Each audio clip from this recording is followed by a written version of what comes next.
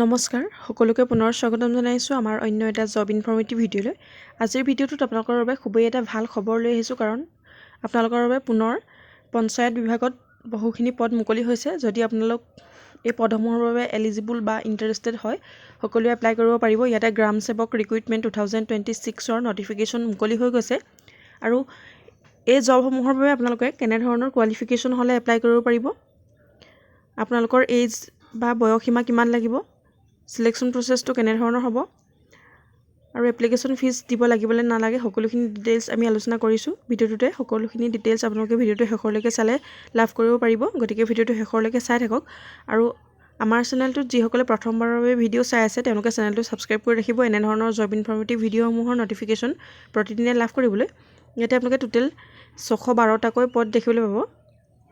GPSSB বা গ্ৰাম panchayat selection বৰ্ডৰ ফালৰ পৰা পদখিনি মুকলি কৰিছে। ইয়াতে আপোনালোকে এটা চেণ্ট্ৰেল জব লাভ কৰিব পাৰিব। খুবেই এটা ভাল অপৰচুনিটি আপোনালোকৰ বাবে মুকলি হৈছে। গ্ৰাম সেৱক আৰু প্ৰশোধন নিৰীক্ষকৰ বাবে পদ মুকলি আছে।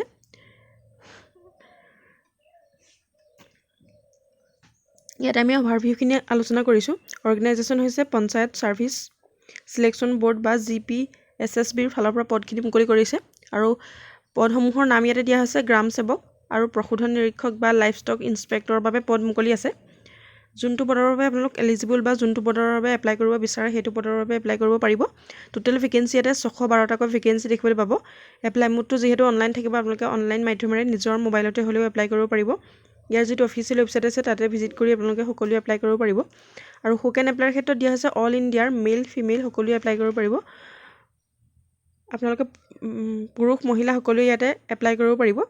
আৰু এই ৰিক্ৰুইটমেণ্টৰ বাবে আপোনালোকে মান্থলি চেলাৰী লাভ কৰিব পাৰিব। 26,000ৰ পৰা আপোনালোকে চেলাৰী লাভ কৰিব পাৰিব। প্ৰত্যেক মাহে আপোনালোকে 26,000ৰ পৰা এটা বেছিক চেলাৰী লাভ কৰিব পাৰিব। তাৰপাছত আপোনালোকৰ চেলাৰীটো বৃদ্ধিও হ'ব পাৰে। আৰু এজ লিমিটখিনি থাকিব। এজ লিমিট মিনিমাম হৈছে 18 ইয়াৰ্ছ। 18 বছৰৰ যিসকলৰ হৈছে তেওঁলোকে 18 বছৰৰ পৰা এপ্লাই কৰিব পাৰিব, আৰু মেক্সিমাম এজটো 35 ইয়াৰ্ছ দিয়া হৈছে। 18 বছৰৰ পৰা 35 বছৰৰ কেণ্ডিডেটসকলে এপ্লাই কৰিব পাৰিব। আৰু যিসকল ৰিজাৰ্ভ কেটেগৰী কেণ্ডিডেট থাকে তেওঁলোকে এজৰ ৰিলেক্সেশ্যনো ইয়াতে লাভ কৰিব পাৰিব। যিসকল জেনেৰেল কেটেগৰী কেণ্ডিডেট থাকে তেওঁলোকে 18 বছৰৰ পৰা 35 বছৰলৈকে এপ্লাই কৰিব পাৰিব।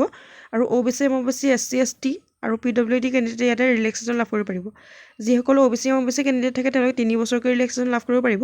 SC, ST সকলে 5 বছৰকৈ, আৰু যিসকল PWD কেণ্ডিডেট থাকে তেওঁলোকে 10 বছৰ পৰ্যন্ত ইয়াতে ৰিলেক্সেশ্যন লাভ কৰিব পাৰিব। আৰু এপ্লিকেশ্যন ফিজৰ কথা দিয়া হৈছে। জেনেৰেল আৰু OBCৰ বাবে 100 টকাকৈ এপ্লিকেশ্যন ফিজ ৰখা হৈছে। আৰু যিসকল SC, ST, PWD কেণ্ডিডেট আছে আৰু EWS আছে তেওঁলোকে কোনো ধৰণৰ এপ্লিকেশ্যন ফিজ নিদিয়াকৈ ফ্ৰীকৈ ইয়াতে এপ্লাই কৰিব পাৰিব।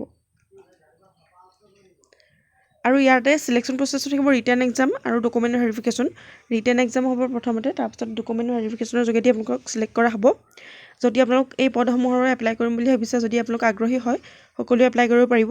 ইয়াতে এডুকেশ্যন কোৱালিফিকেশ্যনখিনি দিয়া হৈছে। আপোনালোকে